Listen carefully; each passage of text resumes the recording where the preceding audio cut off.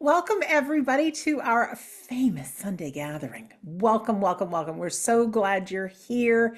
It is the 14th of April, 2024, and to our friends down under, it is the 15th. But while we're still on the 14th of April, just a shout out to our dear friend Tim, who is on today with us. It is his birthday. So you can put it in the chat box. Happy birthday to Tim. We're so grateful you're spending your birthday with us. Last week was my birthday. Carrie and Phil sent me these beautiful flowers with the balloon, and so they're still fresh. So we were going to pass those over to Tim. I'm Sandra, if we have not met yet. I am joined today by the lovely Shirley Ann and Tim, our friends Carrie, Phil, and Darren. Well, they're all on the move. They are. There's so much going on these days and travels, and now that the world's opened up. So I'm so delighted that we have our longtime friends, Tim and Shirley Ann, with us today. So let me tell you, our theme was picked by Phil, even though he's not here today. He picked the order of service, the theme, also who's doing what, everything, the music. And so what he chose for the theme today is compassion. Shirley Ann will be kind enough to do our opening prayer and also be part of the address and the medium demonstration along with Tim. Tim will do the closing prayer, also part of the address and part of the demonstration of mediumship as well. For you, I am going to be doing all the behind the scenes things as I do, Master of Ceremonies. Plus, I'll be doing your reading for today and also the healing and the words for the week. So whether this is your first time on our Sunday gathering or you've been with us before, just make yourself cozy and at home. This is where we're so proud to celebrate the reality of the afterlife and also give each one of us strength for our life, because we know how difficult life is, but we are together. There's, I think, a method to the madness of life, empowerment for the soul, and so much more. So with that, Shirley Ann, could I ask you to do the opening prayer, please? Absolutely. Thank you, Sandra. If we could all just join together for a moment as we come into our gathering with people throughout the world, throughout our community, joining and linking with mind, soul, and spirit, bringing us together in one place at one time with that one commonality, the way we think of the afterlife, inviting our loved ones, our very, very special people, our pets from the spirit world to come and sit with us, to sit close, to have one more snuggle up, to hold their hand, to feel that tongue of your favorite dog giving you that big lick. Come and join us, dear spirit world, as we come together as friends for this time we spend together within the gathering. Allow our community to light up the universe, both in this world and the next. As we leave this service in your hands, loving spirit. Amen. Thank you so much, Shirley Ann. When Phil, picked the theme of compassion, I started thinking, a lot of people say compassion, a lot of people say empathy, and I wanted to just look up exactly what is the difference. So, you want to know? Here you go. Compassion and empathy are two related terms that, while sometimes used interchangeably, have very different and distinct meanings. Empathy is about putting yourself in someone else's position so that you can feel what they might feel in a situation. Compassion, on the other hand, is about recognizing someone's emotions and wanting to help them. Now, guess what happens if you sprinkle a little bit of both of those together and then we add in some taking action? Well, that is called kindness. I've put together several stories, short stories that I think will move your soul in all three ways: empathy, compassion, and kindness. And they might even make you want to take a little action. Here's the first one. A woman was going through a divorce and was worried about feeding her children. It was during that time that she started finding boxes of food outside of her house every morning. This went on till she was able to find a job. And guess what? The family never found out who left the groceries that saved their lives.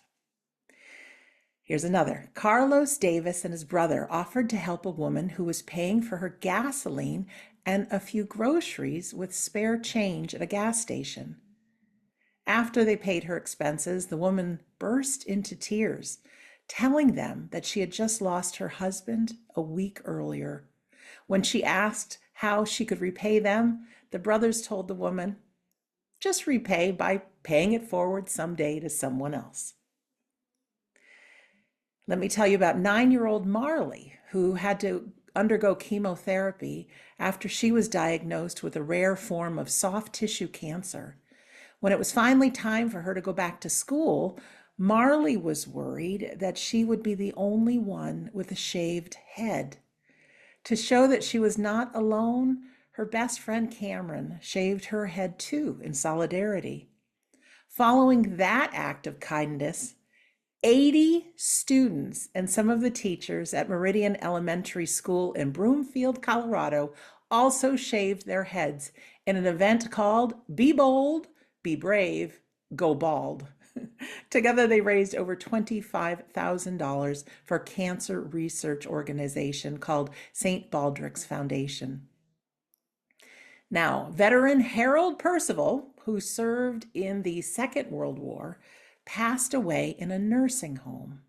Since he was a single man, he had no family members to attend the funeral ceremony. A notice was placed by the funeral home in the local newspaper and website requesting people to attend the service in honor of this veteran. Over 200 people attended the ceremony to pay their respects to Mr. Percival. Next story. New Zealand's Nikki Hamlin and America's Abby D'Agostino were two athletes competing in the Rio Olympics. At the qualifying heat for the 5,000-meter race, Hamlin fell over and accidentally tripped D'Agostino, who sustained a foot injury. Despite being competitors, both completed the race after the fall. Both athletes were awarded for their acts of selflessness and exemplary sportsmanship.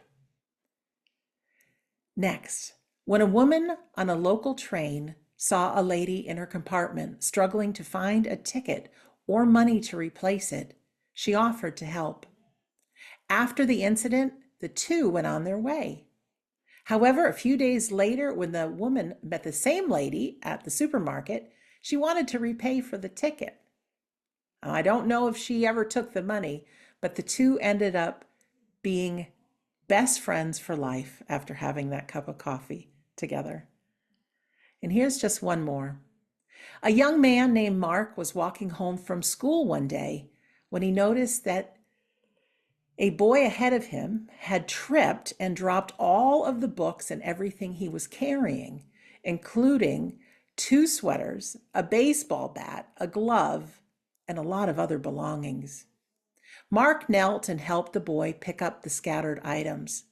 Since they were going the same way, he helped the boy carry some of his belongings. As they walked, he discovered the boy's name was Bill. He loved video games, baseball, and history, and he was having a lot of trouble with his school subjects. They arrived at Bill's home first, and Mark was invited in for a Coca-Cola and to watch some TV. The afternoon passed pleasantly with a few laughs and a little small talk, and then Mark went home. They continued to see each other around school, had lunch together once in a while, and both graduated from junior high school. They also ended up going to the same high school where they had connected over the years.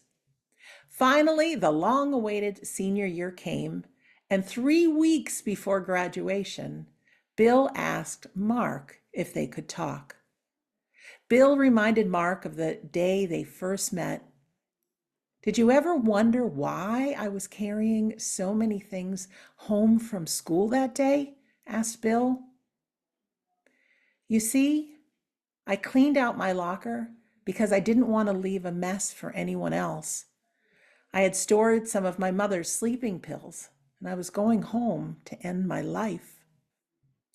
Bill told Mark that he realized he didn't want to die after spending time together, talking and laughing. I would have missed that time with you and many other great times in my life that followed. Mark, I'm trying to say that you did a lot more for me when you picked up my books that day. You also saved my life.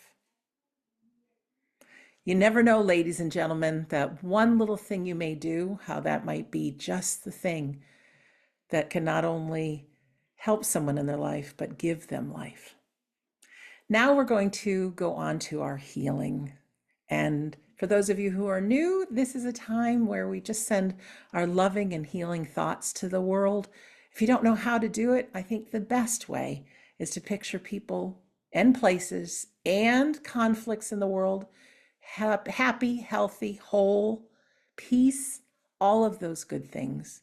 Phil has picked a beautiful song called Lean on Me. I think you know it.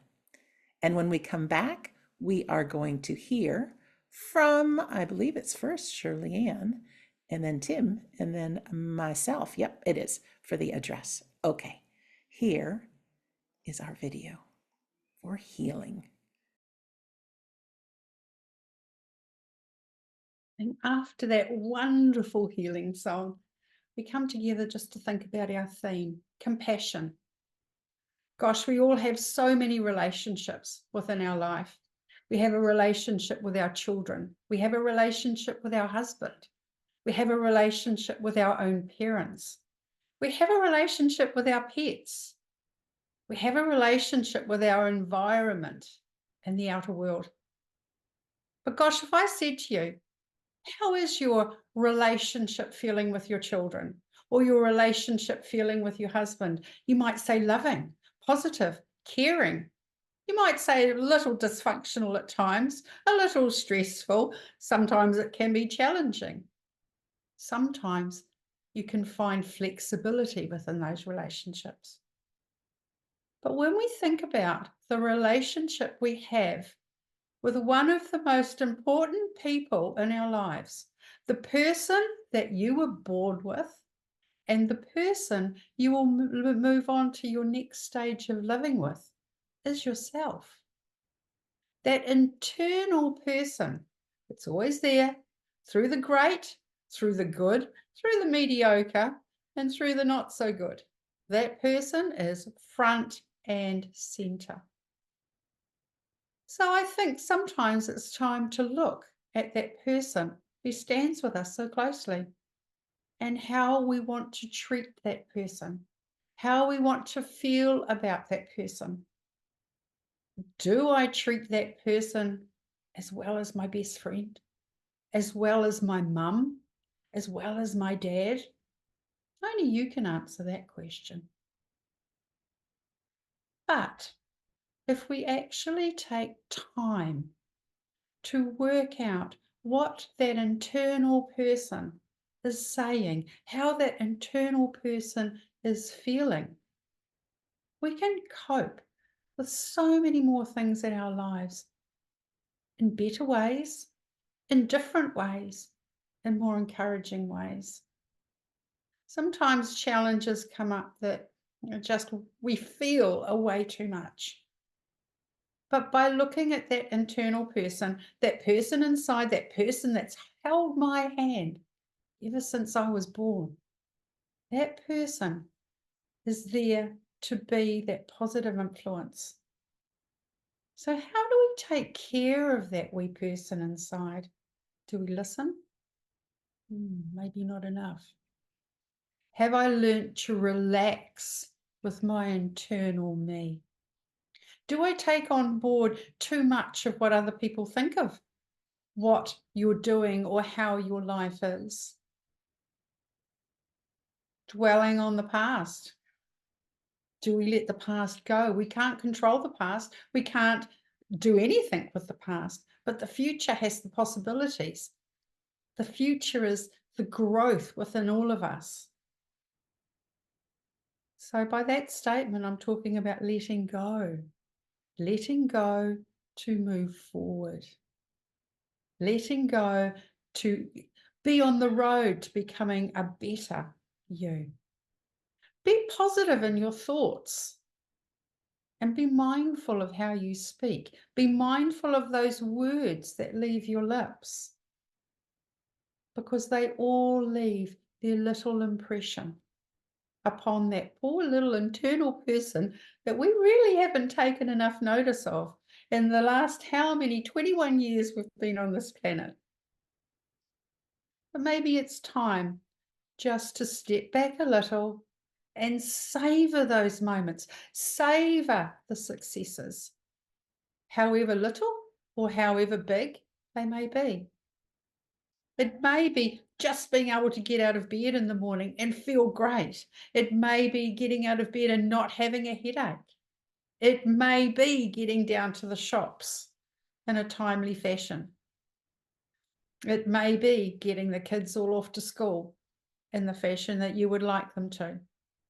However big or small those successes are, stop, savor just for a moment.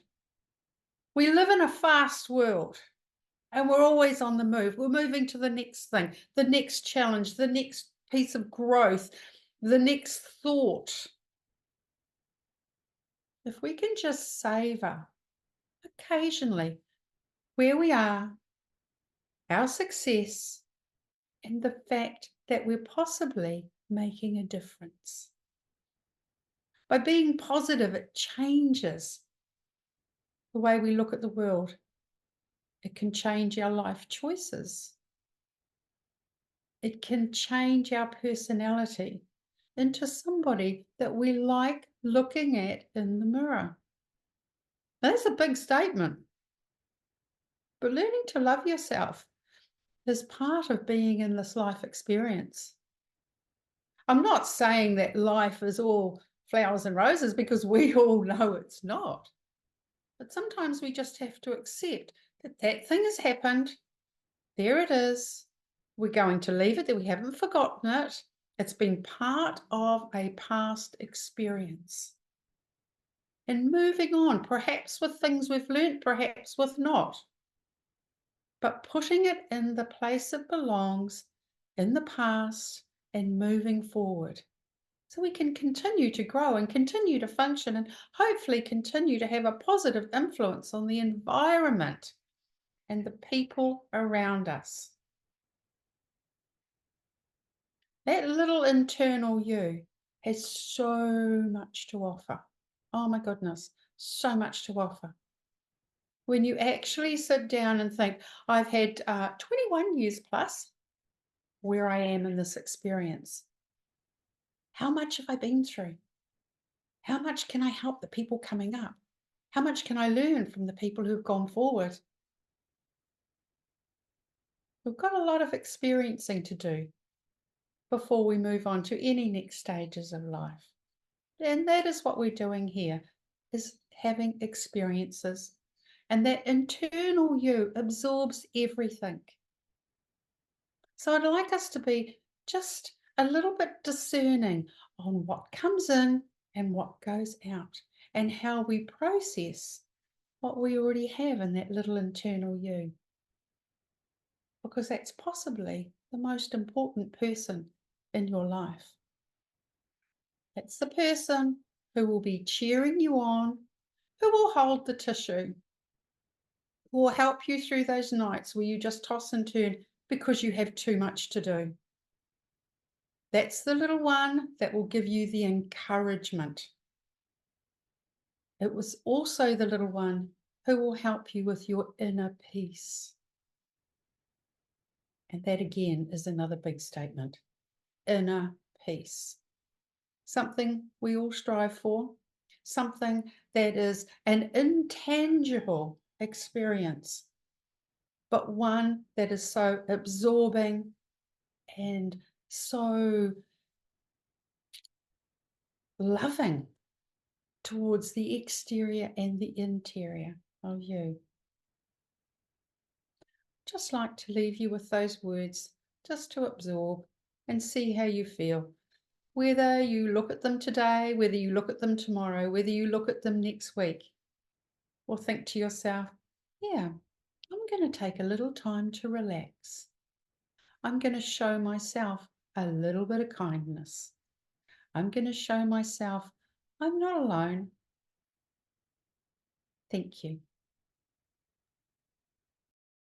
Thank you, Shirley.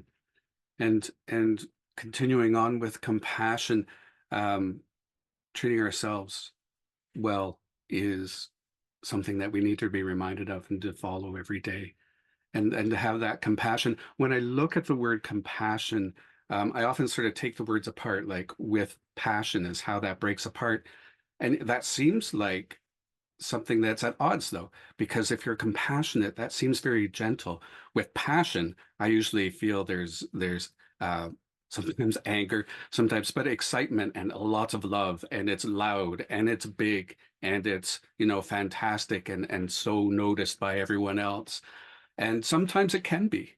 The compassion is, I feel, one of those emotions that we're not so much in control of. We can't plan it. We can't meter it out. It just kind of comes gushing out of us at the time it seems to fit. When I feel compassionate about something, I don't plan this. It's not a forethought. It just happens. And oftentimes it happens quietly. We've encountered something that's moved us. We've experienced something that we perhaps don't even understand.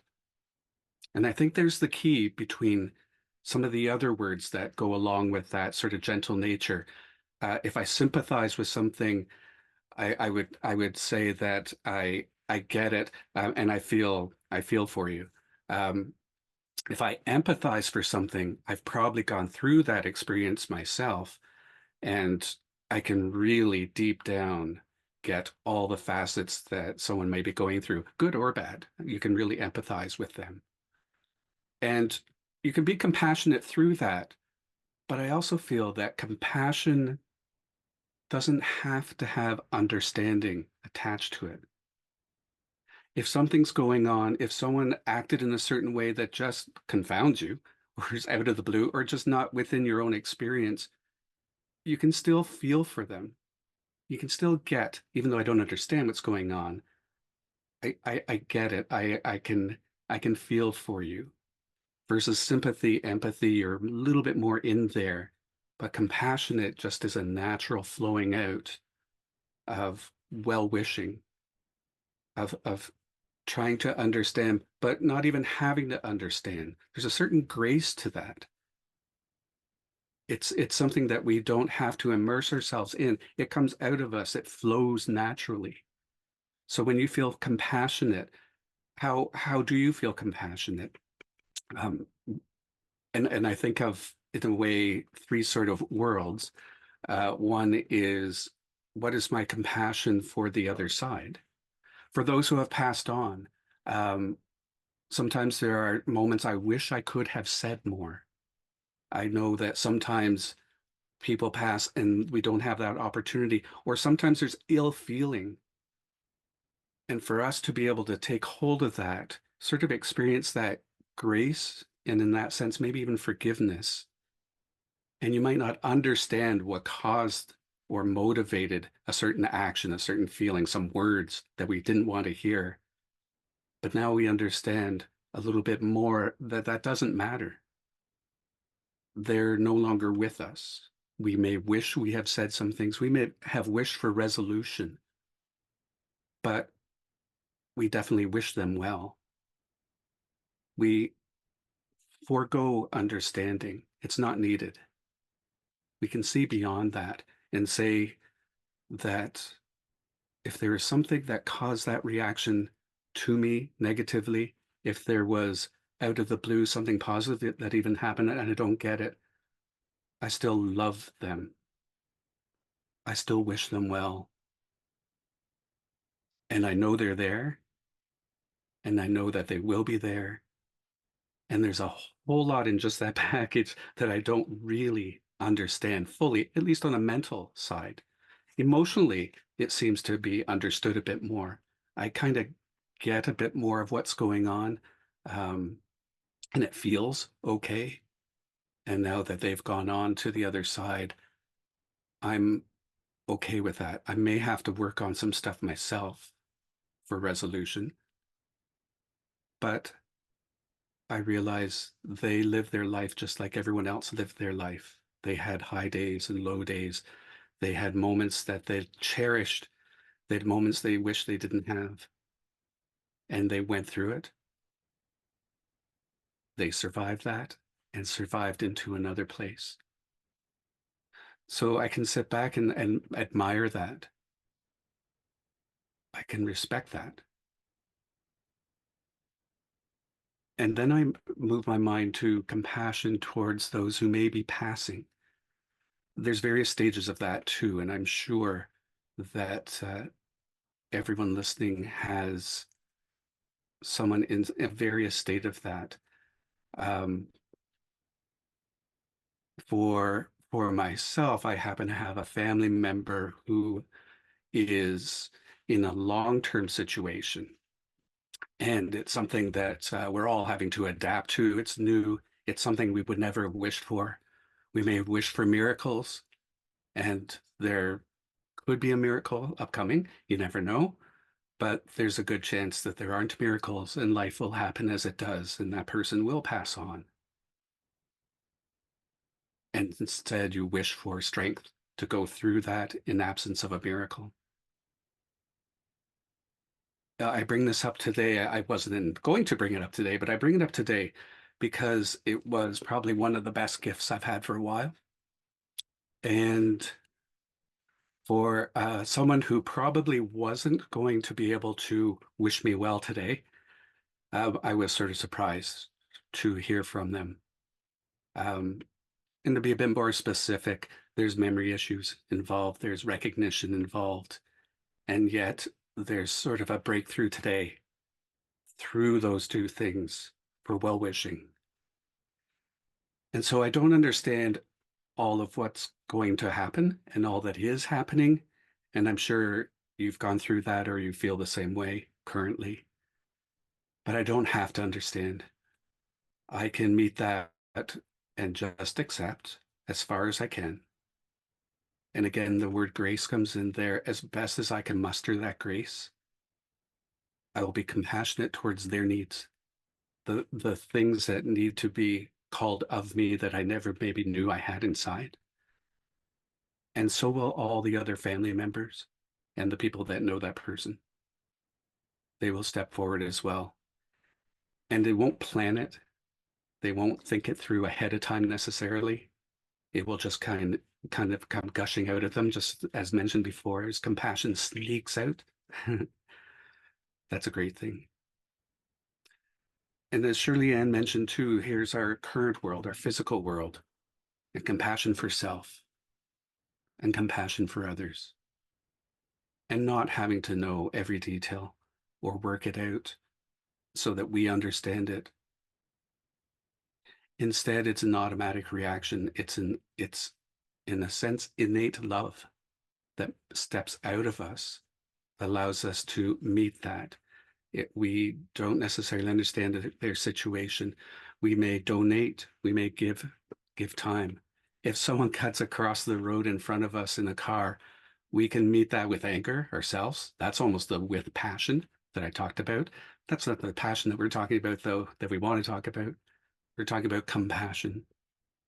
If our first response is anger, maybe let's take a day or a moment if we can, or a time in which we can think they're in a hurry.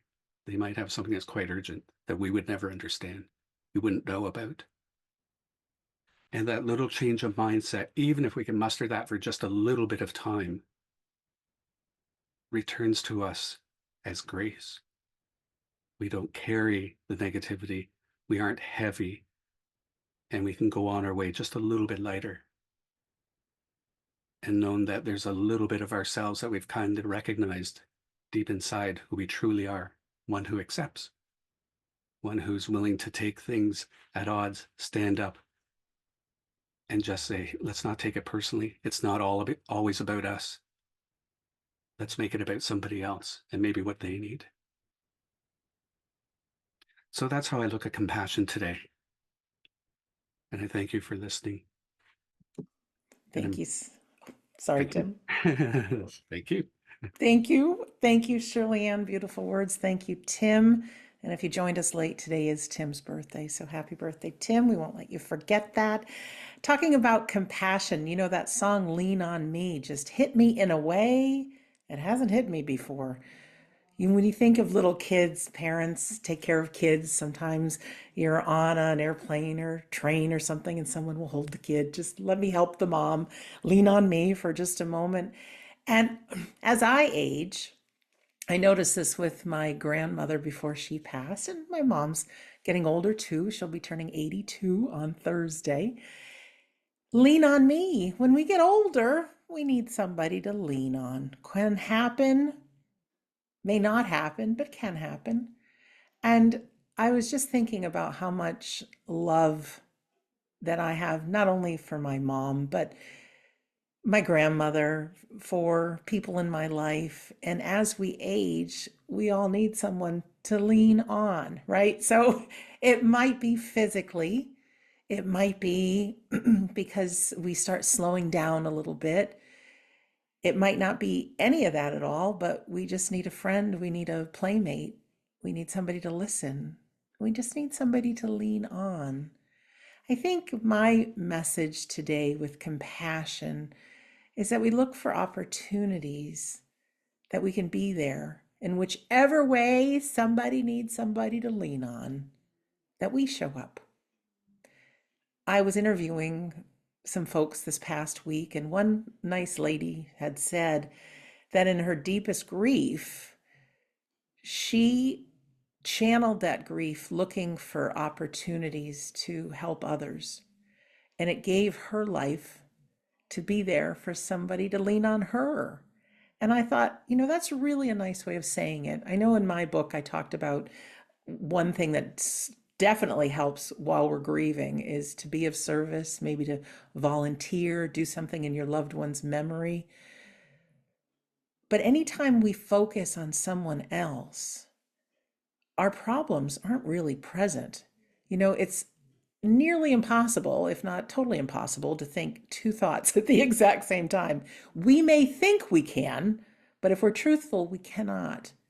And if we have our love and attention on compassion and kindness and being of service to someone else, it's a total break for our mind and stress and emotions and that ego mind that is always looking for what's undone and unsaid and not good enough. And as Shirley Ann talked about, having compassion for ourselves, you know, that's not always present. But when we have our eye on making a difference, then you can put that little voice in the back seat and you start driving the vehicle called yourself.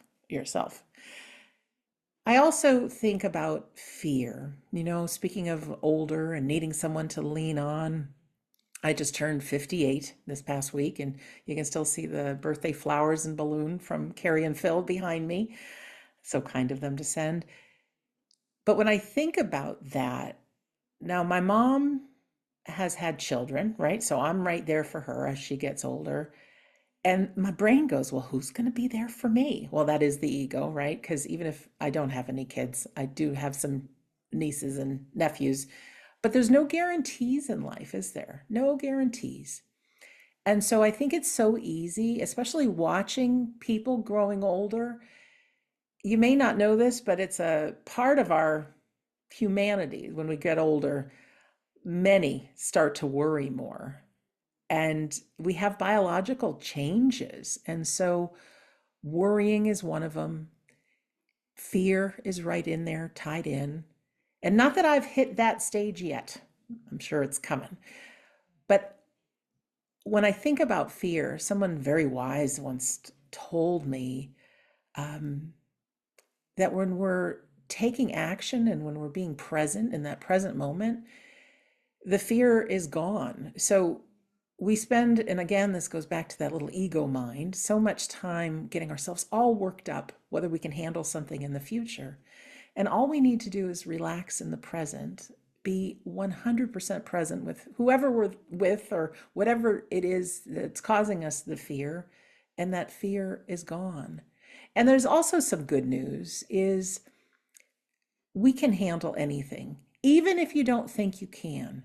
However long you've been here on this fine planet called Earth, if you look back in your life, there's some things that have happened that were lousy, painful, tore you apart inside. Maybe you had somebody betray you. Maybe, who knows what's happened? There's physical things, there's emotional things. There's some awful stuff that we've all dealt with. And when you think of fear, you can look back and say, hey, I survived all of that. So the you that you are not only survived, but you learned, and chances are you're making a difference for another person, or you will at some point when someone needs to hear you, just your words of wisdom. But you can trust that your future self, whatever you're dealing with, whether it's the health of a loved one or uncertainty with employment, relationship things, you can trust that who you are and who you've been is someone that's overcome some pretty big things, and you can handle anything.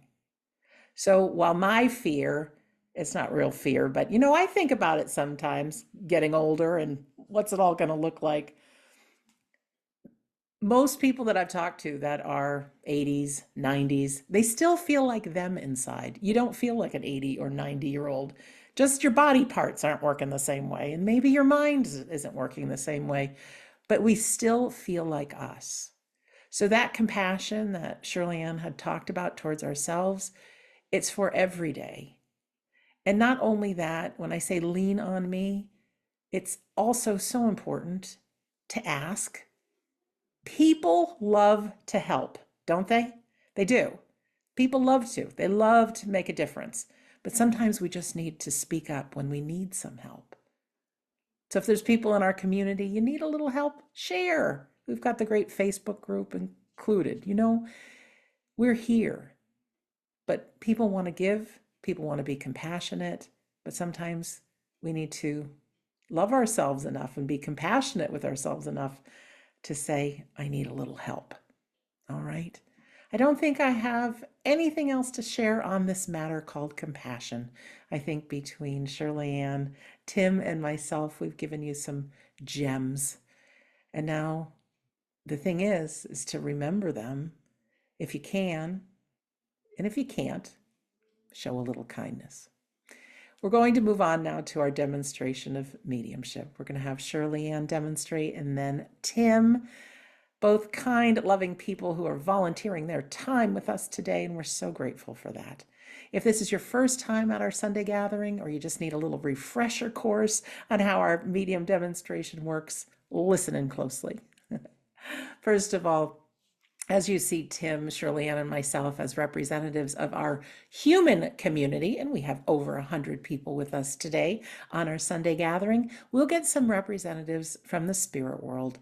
And although there'll be individual people who will get some messages today from loved ones and friends, these folks are here on behalf of everyone in the spirit world, all of our loved ones, to let us know that they live on.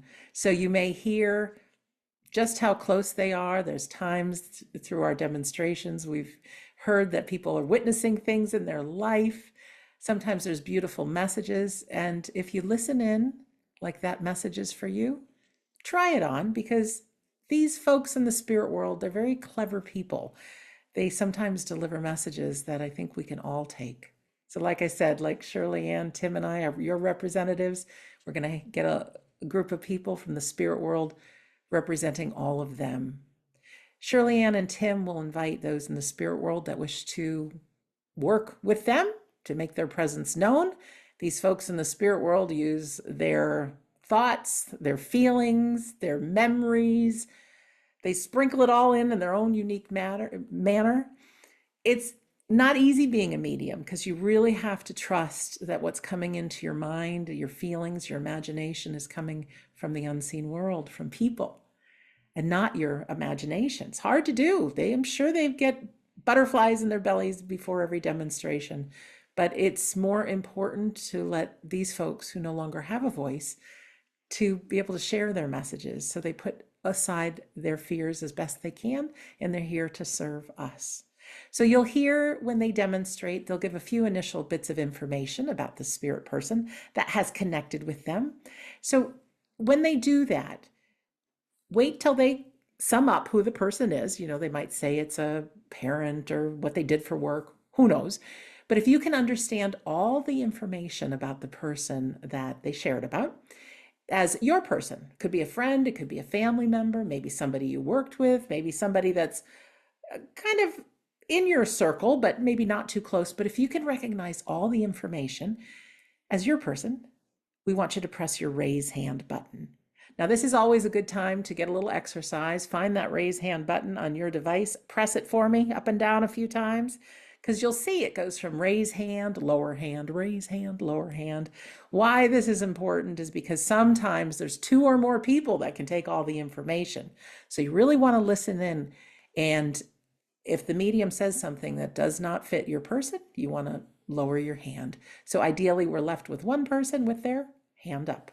If that person ends up being you, I press a magic button on your side. You're going to get a pop-up on your screen, and there'll be a button that appears, an unmute button. We just need to hear your voice. Don't worry, you will not be on camera. If you work with one of our mediums today or any medium in the future, do your very best to let them do the work so that they can prove they're really in communication with this person in the afterlife. And all we need you to say is yes, no, or I don't know, if that applies. All right? Yes, no, or I don't know. Sometimes we get so excited, we just want to share. But the problem with that is when we leave a demonstration or a private reading, you start questioning, did I tell the medium that, or did they tell me? So just to rule out all that, just a yes, no, or I don't know. That's it. That's easy. That's how it goes. We'll get a handful of folks from the spirit world saying hello today.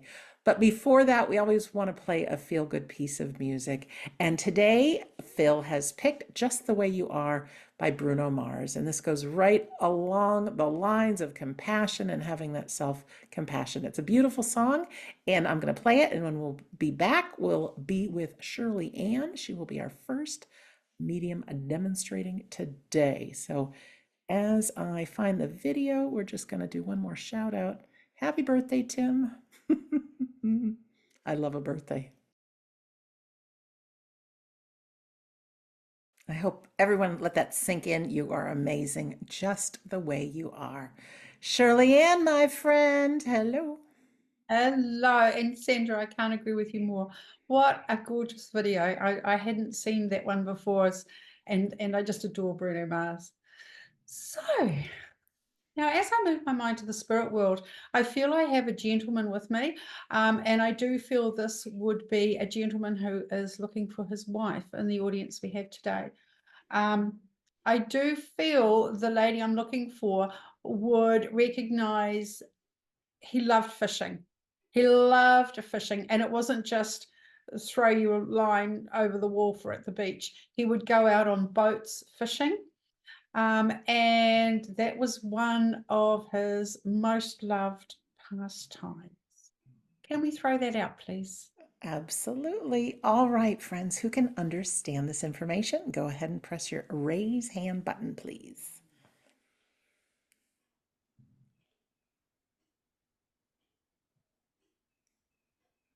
I'm being very patient because normally when I say there's no one, a hand goes up, but it has not yet. Oh, I'm wrong. There we go. Katie, if you could press your unmute button, please. Hi, Katie. Hello there. Welcome. Hello, Katie. You would recognize this as your husband. Yes. Thank you for coming forward. Now, this is a man I feel as though he enjoyed life. There was lots for him to live with in life, and he enjoyed his life. Yes. And I feel as though he was actually quite adventurous in different things that he did. Yeah, I could take that. Yeah, I also feel this was a gentleman, like in that video, loved you, has told you he loved you just the way you are. Yeah. This is a gentleman who would have been, gosh, not afraid to show affection in public. Mm, no, not necessarily. Well, I mean, just Feel as though this is a gentleman that wouldn't have been afraid to grab your hand when you were in public. yeah. Thank you. And I also feel there's you would understand that this man had a quiet strength with him. Yes. And I also know this gentleman would have been very protective with you. Yes. And Katie, can you understand when this gentleman passed, it's almost like there wasn't time for things to get said, for everything to be said. Yes. So it's almost like important words were not said between him and you. Yes. However, those feelings, those words were of strong feelings that were exchanged. Oh, and I feel like that would have been constantly through your marriage, not at just particular times like Valentine's Day and things like that. There was a constance of expressing your love to each other. Yeah. I can take that. But there's a feeling here of that words were not shed. There wasn't time. You can understand that. Yes, I can. All right. And I feel this gentleman, with his quick passing, there were things left undone, things not sorted out properly. Yeah. Yep. So there were things to be that I almost feel like there was a few surprises after he passed about things that you had to sort out.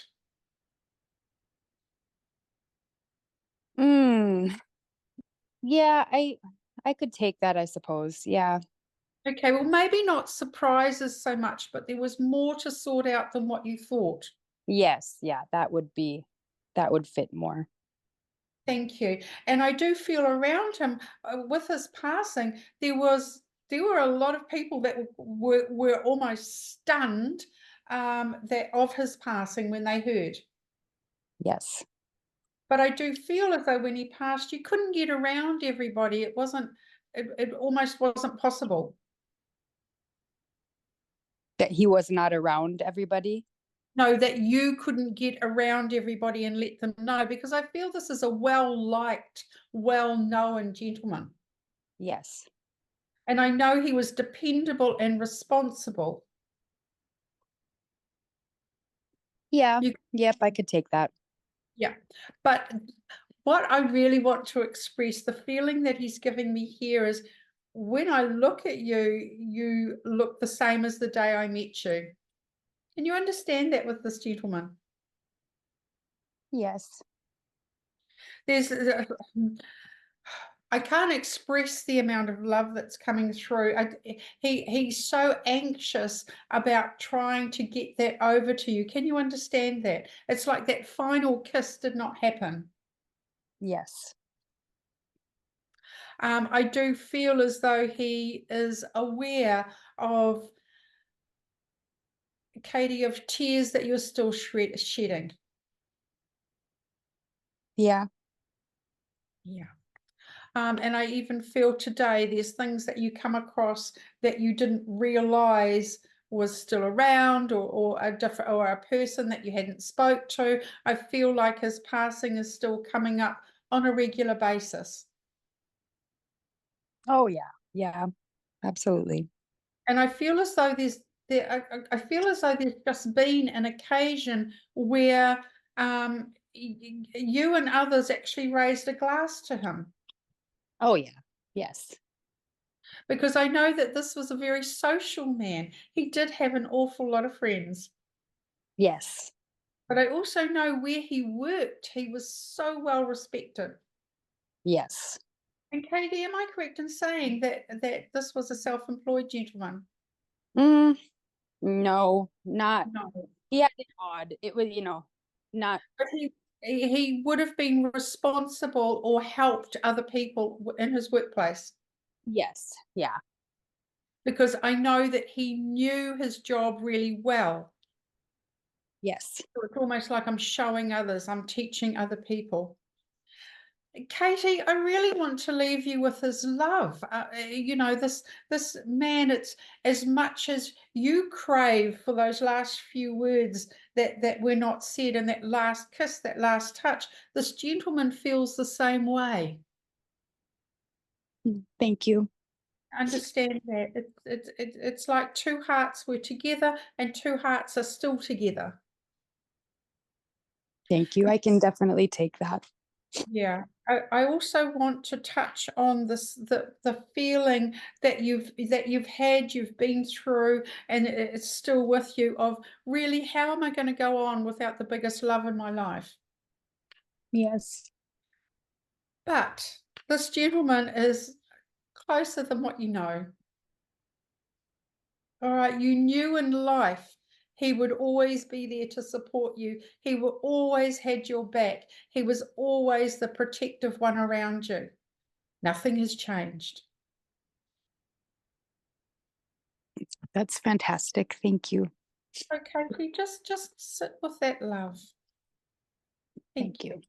That made my week. Thank you so much. Thank you. Thank you, Katie. Thank you, Shirley. Okay, Sandra, things really do come back to that little bit of self-love, don't they? Yes. All right. Now, I do have a young man with me in spirit, and I feel as though I'm looking for a family member here. Okay, I will say mum, but to be honest, I'm not quite sure whether it's mum or sister. It could be both here with us. But this young man, I feel his ending was quite tragic, to his young life. I know I feel as though I'm late teens, early teens. I'm in that part of my life. And I feel as though the person I'm looking for would have been aware of some of his struggles he was having, and I'm feeling socially. So can we put that out there, please, Sandra? Yes. Thank you very much, Shirley Ann. Those that understand this message, go ahead and press your raise hand button. Okay, we have Tanya with her hand raised. Oh, and Alina. We have two. Okay. Tanya and Alina, thank you for putting up your hands. Is there three people? There is There's three people. Jody. Okay. So this young man, I feel as though at home he was actually quite a jokester, and that was one of the things that you will remember about his personality. I feel as though he would have played tricks on you around the house, like hiding behind the door and coming out, boo, this sort of thing. He had that personality at home.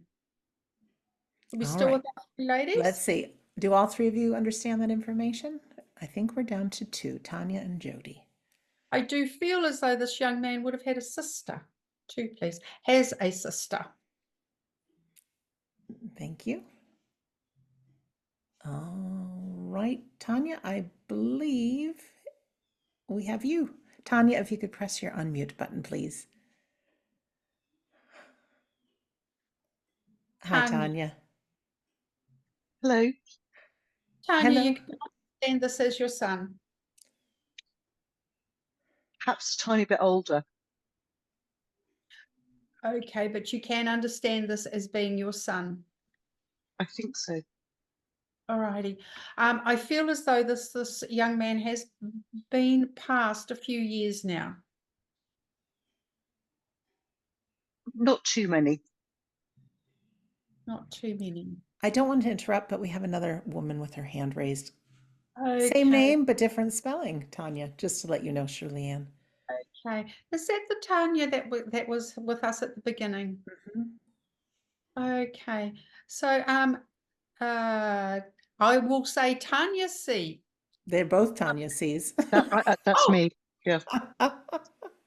okay. So we have Tanya Cooper and Tanya. How do you say that? Karstens? Custance. Both Tanyas. You would understand this young man who would have been in the later part of his education. Let's go to Tanya Cooper. Just after that, but a little bit after. Okay, and our other Tanya? Tanya Karstens. Could you press your unmute button? Hi, Tanya. Sorry, our internet is so slow, but no, it's not for me then. Okay. No. Okay, thank you. Thank you very much. Okay, so Tanya Cooper, you are understanding this as your son at this stage. I hope so. You hope so. I feel as though that this was quite an artistic young man as well. I'm not saying that he did a whole lot of painting and a whole lot of drawing, but in the way he would think. Yes. So sometimes that made him feel like the black sheep or the different sheep. You can understand that. Yes. But I know in his creative thinking, he would sometimes actually stop you in your tracks and you would turn around and go, what? Can you understand that? Yes. Because I know this young man was very close with you.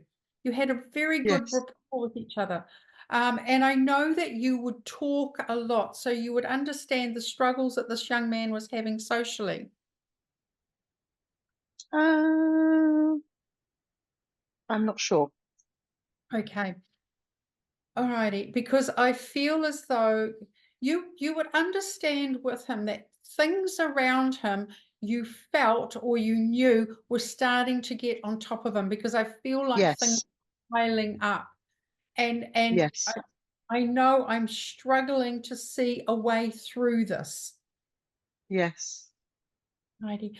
I do feel as though that you talked to him a lot about certain things that were going on in his life, Yes. because I know that you were his go-to person. Tanya, I feel as though he enjoyed rock and roll music. Yes. Yes.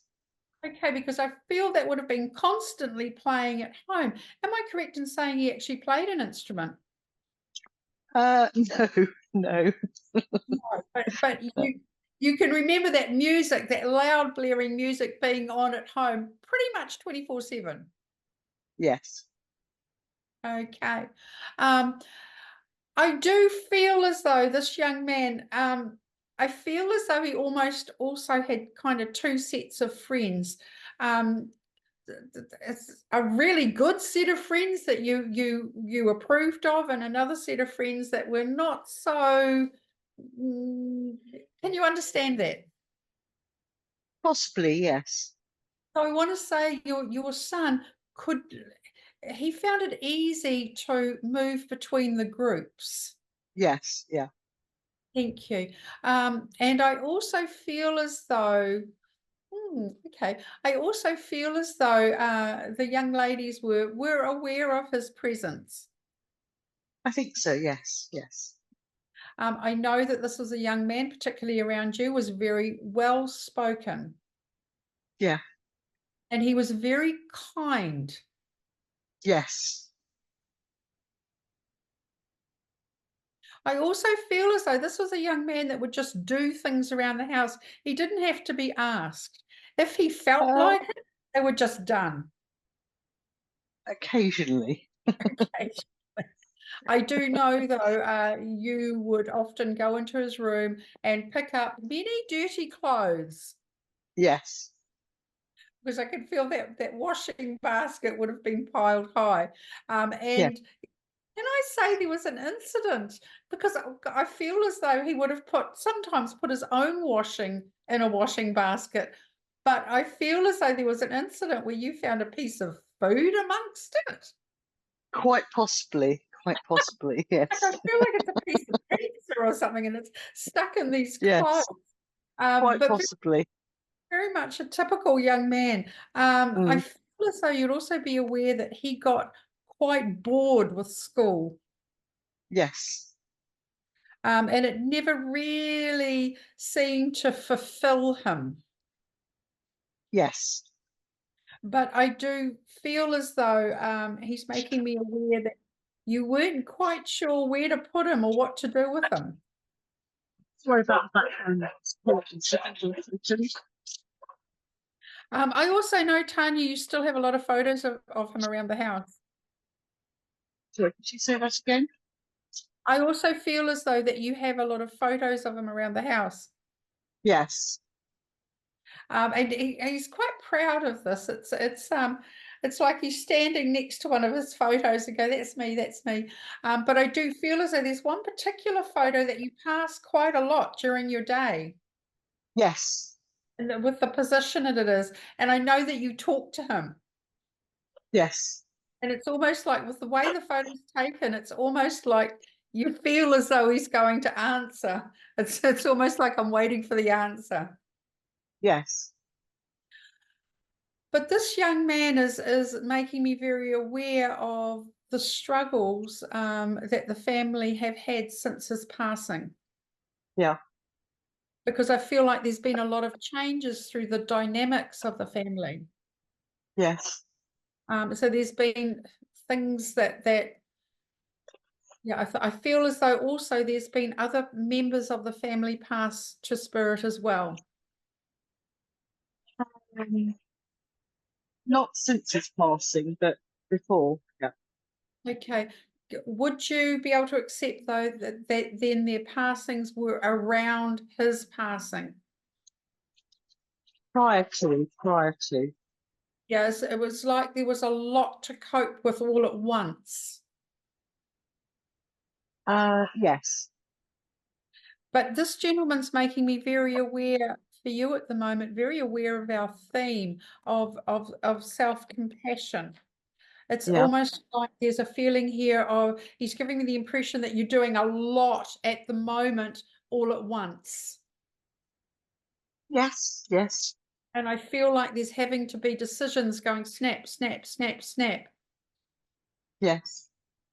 It's just this feeling of here of mum, stop, take 5 for once, because you've been like that, you know, right through your life. When he was here too, he's giving me the impression as kids, you catered for everything. You made sure everything was done. You went to quite a lot of length to make sure that everybody was happy and well taken care of.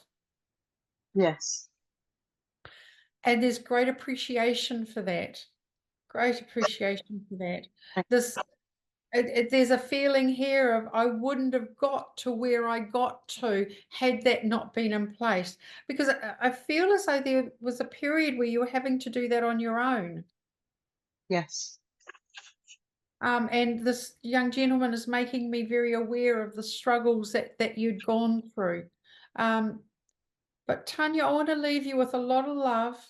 And I feel as though even this morning, a conversation you would have had with him. I shouldn't say this morning, it's my morning today. I'm always talking to him. I feel as though you would have been sitting there and I feel your young man would have been beside you, just trying to slide his hand into yours. I want you to take his love and the beautiful memories that you have of this young man.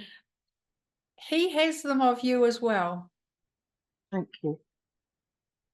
Thank you very much, Tanya. Thank you. Thank you. Thank you, Tanya. Thank you, Shirley Ann. And before we move over to Tim, there was another fine lady with us today who could take most of that information as well. So friends, our loved ones are there, and they're it's just a taste to say we're right here with you. So your son's by your side too, to our other friend as well. Thank you, Shirley Ann. And we're going to move over to the birthday boy. Thanks, Sandra. And thank you, Shirley Ann, too. It's always a pleasure to see your work. I learned so much from what I see and what I hear. So thank you as well.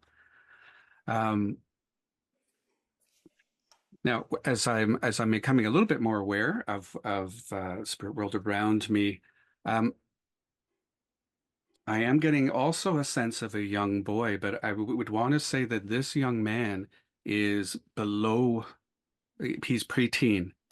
And what really stands out for him, what he's bringing forward a lot, is his love of the little cars, the playing cars. Almost there's a time in that early years that he was car crazy, and cars up on the couch, rolling them around on the coffee table as well. And I do feel that he is looking for mom also. So there's a lot of similarity between our last recipient and what's coming through now. Not sure if someone can take that information. Thank you, Tim. Who can understand this information, please? Go ahead and press your raise hand button.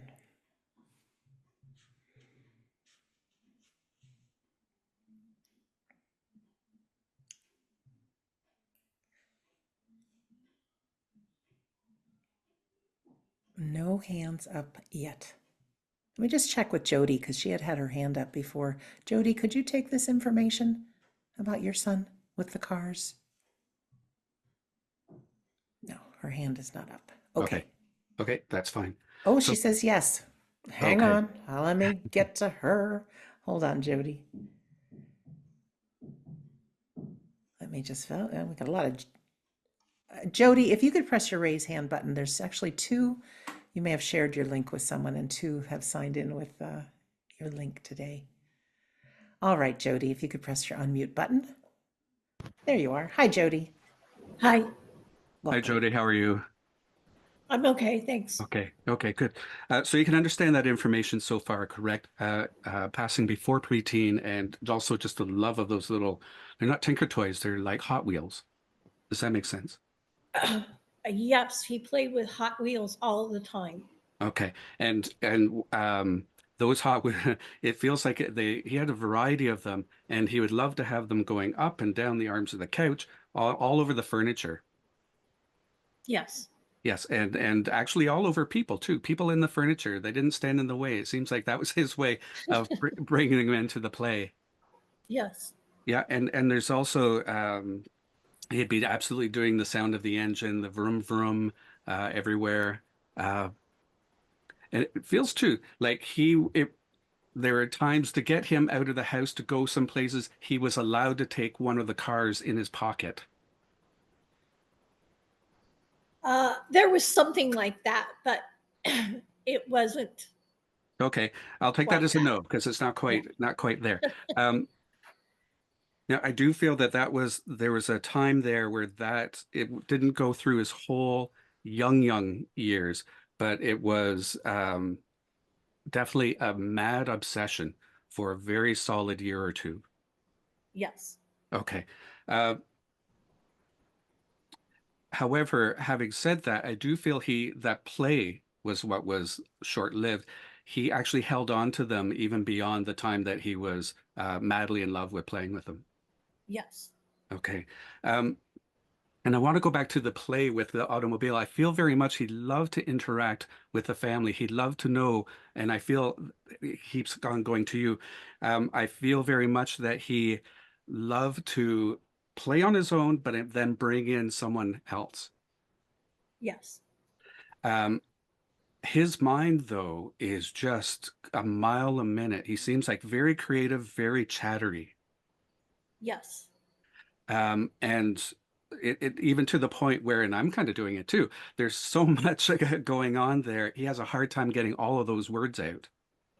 yes, Now he's also on the side here mentioning tubes and sort of being connected to medical equipment.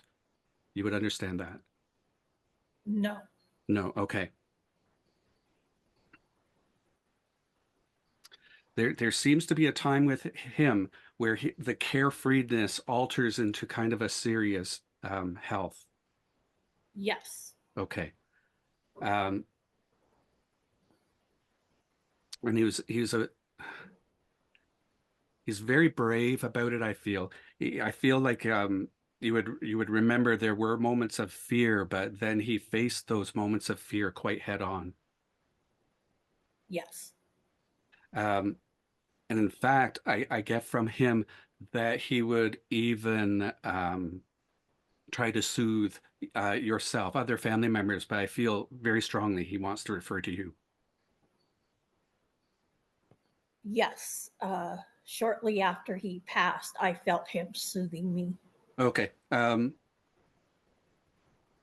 Thanks. But just before that, though, I do want to talk about how it feels like he matured very fast and understanding what was going on. And um, it's that braveness, the boldness I want to speak of. He did not wallow in what was going on. Do you understand that? Yes. And I still feel that even though he got quieter and he was more serious, that mind was still going a mile a minute. Yes. I feel he was very much, and this is all the way through, a what if kind of guy, in that he would say, well, what if this happened? And what if that happened? His mind was always exploring. Yes. Very creative. And I feel that he was a great one for storytelling. Yes. And it's stories that I feel others would have just kind of wondered, what the heck is going on? Where on earth is that coming from? His mind is just so able to pull what little information he had at that age into these long tales. Yes. And in some of the tales were indeed long. He would check in to make sure that people were still following him, though. Yes. Yeah. And there was this happens a lot in youth, I know. There's a time in which you kind of have to watch what you said around him because he's a little tape recorder, and some of the things that he would repeat were things he had heard other people say. Yes. Yeah, so there was like it's a sense of well-meaning. There's a sense of exploration with him, just the love of being around family, and and he's also relaying to me how he would just verbalize that quite freely. Yes. And that was a little long-winded of me there though, but I I know that he would have physically hung on to you and put his weight upon you and just say, I love you, mommy. I feel that very much from him. Yes. And I feel too, it was very important for him to, you would know this by seeing him, very important for him to know what was going on, almost as if he needed to know how other people were doing, how they were feeling. Yes. And I would even say, one would say, very soulful eyes, especially for someone so young. Oh, yes. And I feel those eyes were always observing, and his brain was always so active. It was just absorbing as much as he possibly could. Yes. And I do feel that the quiet times came on closer to his passing. Yes. And I feel he's quite an intuitive guy because it's that I can tell as him, I worry that people see that in me and I don't want them to be afraid or to worry. And again, I'd have to say that's a visual in his face, in his eyes. He wouldn't verbalize that. Yes.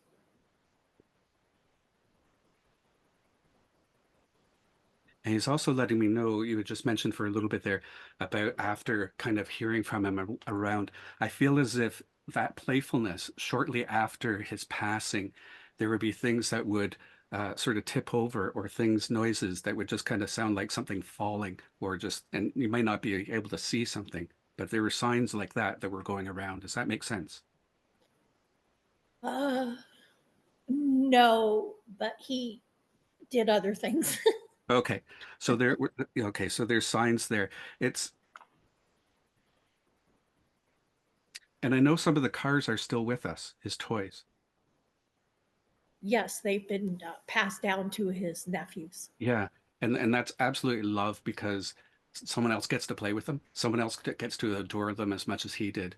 And he was like always full of energy, jumping up and down. And I feel that makes him just as excited to see that sort of thing carry on through. And very much I want to go back just before I leave him here to the hand holding, to the looking up at you and saying, I love you, mommy. I love you, mommy. There's very much of that memory he wants to bring back to you. So I thank you, Jody. Thank you. Thank you, Jody. Thank you, Tim.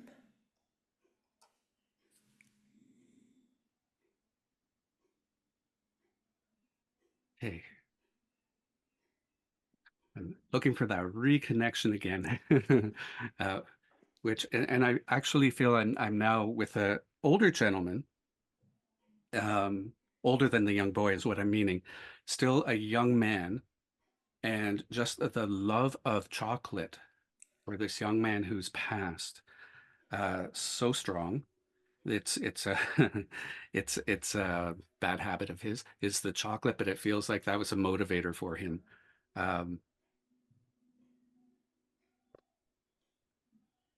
Okay, and I do believe he again is son. So I would say a son in around now age we have to be kind of careful, but around his early 20s, a young man whose love of chocolate holds no bounds. That's the part that's really important. Thank you, Tim. All right, friends who can understand this information, please. Okay. We have Lisa with her hand raised. Lisa, if you could press your unmute button, please. Hi, Lisa. Hi. Hello. Hi, Lisa. Hi. And you understand that love of chocolate, correct? Yes, Okay. everything sweet and chocolate. Hmm. Yeah, and it wasn't. I feel he's generous because he won't hoard it all to himself. Well, actually, as I say hoard, I have to say two things. He would share it. He would share it. Does that make Yes. sense?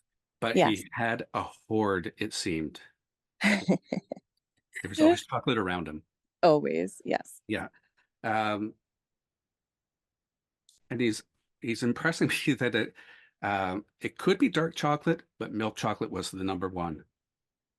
Yes. Milk. Yep. Yeah, but even dark chocolate would be okay. He would suffer through it. And he's being kind of sarcastic. He would suffer through it. So I feel very much there, his sense of humor, his sort of his lightness, and with a touch of sarcasm, if that makes sense. Yes. Yep. A very genuine person. I feel what he said was who he was. Yes. Absolutely. Yeah. And he did wear his emotions, as they say, on his sleeve. You knew how he was feeling. I guess. Yes. Okay, I'm going to look at that just a little bit more then.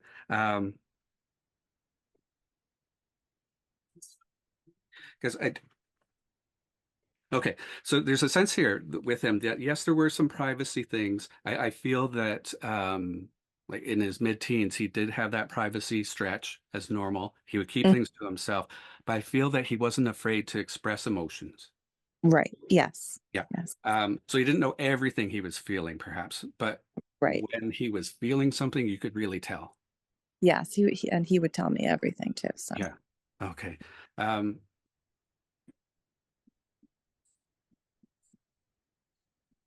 Now he's also making me aware that, and I believe it's you who would have helped him with his writing at school. Yes. Hmm. And that's for like his English classes, but handing in the essays, it seemed like you were the great polisher of his material. Yes. And that's important for him to sort of highlight. I do feel though he was a good creative mind as well. It was just a bit of trouble organizing the thoughts into something cohesive. Just for a short while. Yes. He was. Okay. Yeah. There's a bit of learning that he took from that. So there's a sense of appreciation from him that Oh, Yeah, that he was able to, in a sense, it didn't quite. I'm getting from him, he didn't quite overcome that 100%, but he came quite a ways in being able to be independent writer more so. oh yes, he was, yes. Mhm. And I do know that there was thoughts of further education for him. He, mm, I don't think so. Okay, so if it's not an education that was further along, it feels as if there was thoughts planning for advancement. Yes, I It could feels see. like he wanted his career. He had his career in tier level. So he had one step, next step, next step. Yeah, Is that- well, he was starting his career, so yes. yes, Yeah. So yes. thoughts of that. Um, Hmm. I think with that would have been some, if not certification, but some additional learning that would have been required. I'm not sure about that. Okay. I think that's what he was getting at there before, but he was very much, I feel too, he was shifting out of the zone of just living life as is, as it comes up, to becoming more of a planner. Very much, yes. Because there's a bit of a free spirit with him, and I feel that's from that teens to 20 age.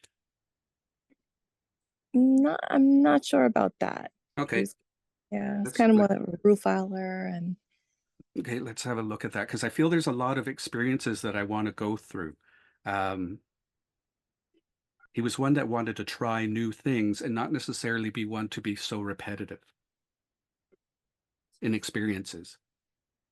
he could have wanted to, yes. Hmm. Okay.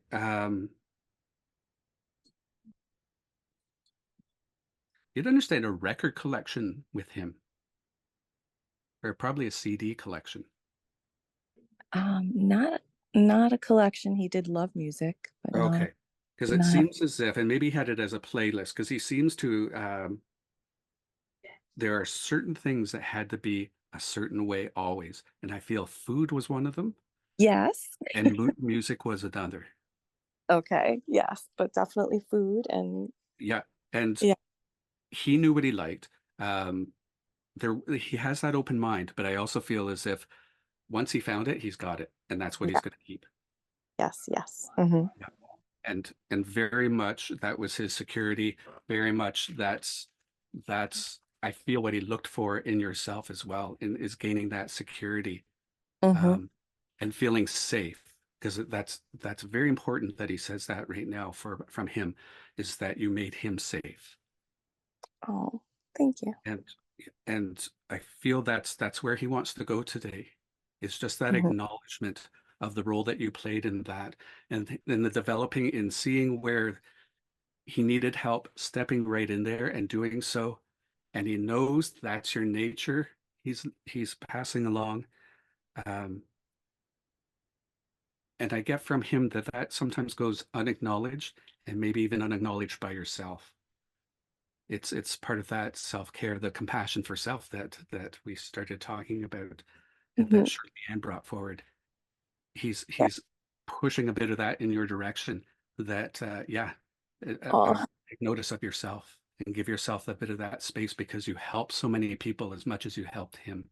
And thank you so much for the safety. He says that again. That's very important. oh, thank you. Yeah. So thank you, Lisa, for working with me Thank you. and Thank the you. young man as well. Yeah. Thank you. And Sandra, it's always a pleasure to serve Spirit. Thank you for that opportunity. Oh, thank you so much, Tim, and thank you, Shirley Ann. Ladies and gentlemen, would you do me a favor and press your raise hand button for me, just as a acknowledgement to both Tim and Shirley Ann, putting themselves out on those skinny little branches to really risk everything just to make a difference with you today. And for those that didn't receive a reading, again, this is the spirit world. These lovely people are speaking on behalf of everyone that we're still with you. We see you, we're part of your life, and we will meet again. And that I can promise you. It's been over 26 years I've been researching the afterlife, with now well over 600 hours of episodes of podcasts. The afterlife is real. You'll see your loved ones again. Our life is for a purpose. So, just a few announcements. First, I know we have a lot of parents that are with us each and every week. It's a wonderful organization called helpingparentsheal.org. They have tons of free resources. Everything's free. In fact, there's even a hotline if you need somebody to talk to. It's one of the few organizations, grief organizations, that believes in the afterlife. They have well over 16,000 members, so you're definitely not alone. And even if you are not a parent with a child in the afterlife, they have a YouTube channel that has tons of videos. They're really great. So you can find some grief support, relief, and comfort there as well. Also at the wedon'tdie.com website, if you've never joined one of our classes before, at the bottom of the page, if you enter your name and your email address, you will get a free copy of my book. It says you just get the first few chapters. It's the whole book. Chapter 10 is all about grief, and there's some really powerful tools to help move through the grieving process and understand the world of grief, which I think is something that needs to be taught in schools that isn't. But there you have that. Also coming up, as you see, Carrie and Phil are not with us today, nor is Darren. Carrie and Phil will be teaching live. You may want a chance to see them in England. They'll also be in Canada, and they'll be coming to Santa Fe and New Mexico this year. Also, they are teaching online courses. Just a week ago, their new classes began, so it's not too late to join a medium class. Or we have a class that they're doing called Psychometry and Color. It's all using your psychic sense. I would like nothing more than everyone to have an experience of working with your soul, to realize that you are a divine soul. The stuff that comes from your mind and your imagination that you think must be your imagination, coming to find out it's real. It's a great reason to believe in the afterlife. So if you want to join us for a class, or if you want to join, just watch the videos and not be live with us, you get all the video replays. So you can find all that at the store page at wedon'tdie.com. The 25th of April, our friends Kath and Mitch Shirley, they will be doing their free grief cafe. The weekend after next, Scott Milligan and Darren will be in Plymouth, Massachusetts, for an event called Together with Spirit with medium Dominic Bogue. And last, I have two great new episodes. One is featuring some words from the late Michael Newton. Many people know about him is his work from the book Journey of Souls. Pretty incredible information. And then I also spoke with law professor Douglas Hodgson, and he has done a ton of research on near-death experiences, sacred scripts like the Bible and near-death experiences in them, and also spirituality from beyond the veil. So you can find everything just on that homepage of wedon'tdie.com. And your homework for the week, should you choose to accept, is to look for opportunities to be kind and show compassion. Even if you're alone this week, you can look in that mirror and be gentle on yourself. We can all do that. We're far too hard on ourselves, aren't we? Or take a moment and say some kind words, respond to somebody's message, send an email. There's always things we can do. And if you're out in the public, even if you're in the line at the supermarket, there's always a compliment you can give or a smile. So that's it. So with that, I'm going to send it over to Tim for our closing prayer, please. Thank you, Sandra. And also thank you to everyone else for the well wishes. I really appreciate that. It's something I'm not used to and embarrassed, but thank you very much for that. It's been a great service and a great time to think about compassion. So I invite all of us to focus on that in particular, as we close our eyes if we're comfortable with it and we approach in prayer. We give thanks that we can gather today and we can share experiences. We can even just share our energy and our thoughts. Thoughts are things, and we can pick those up among us, and the support that we feel from those. May we carry those ideas, the support, and reach beyond ourselves, reach beyond our daily, perhaps we could call it mundane things, and explore a greater depth of ourself and extend that to others. May we show compassion for ourselves, kindness, self-care, and then heal ourselves so that we can step forward and reach out more to people. Let them be aware there are others out there who do care, and wish the best for them. And we give thanks that we can do this together. Thank you all. Amen. Thank you so much, Tim. And again, thank you, Tim and Shirley, Ann, and you fine folks wherever you are in the world. Thank you. You're definitely part of our family, even though we're not in the same room together. And of course, thank you to our friends in the spirit world who are just around right now, keeping one foot in our world as they continue learning in the spirit world. So our closing song that Phil has picked is a loving one, loving fun. It's Happy by Pharrell Williams. Let's just infuse ourselves with some happiness and go make the rest of this day a great day. Well, thank you everyone for joining us for our Sunday gathering. We really thank you from the bottom of our hearts. There's somewhere else you could certainly be, but you chose to be here. That song is an oldie but a goodie, and I know it makes me feel happy. Lots of good memories. So wishing you all a great rest of your day. Tim, go have some fun with friends on your birthday. Shirley Ann, make it a great day. And everyone, mwah, we love you. You'll see Carrie and Phil with me next week. Bye, everyone.